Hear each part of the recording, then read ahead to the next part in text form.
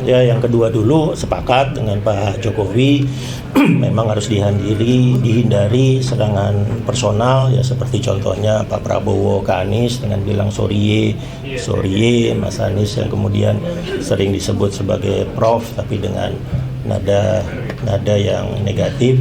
Serangan-serangan personal seperti yang terlihat Pak Prabowo emosi ke Mas Anies itu harus dihindari. Yang perlu diperkuat adalah serangan ke data, serangan ke kebijakan seperti yang dilakukan oleh Mas Ganjar.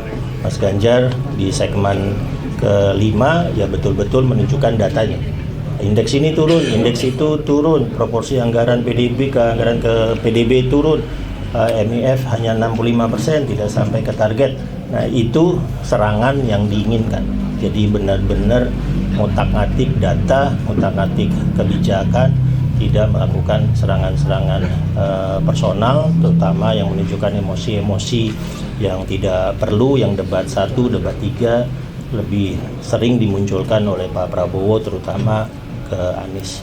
Tentang skema debat, ya kami setuju, sangat-sangat setuju kalau seandainya debat itu bisa yang difokuskan bukan menit ke menit untuk menjawab materi, tapi misalnya yang kami bayangkan itu misalnya segmen 2 gitu ya. Segmen 2 berlangsung 15 menit.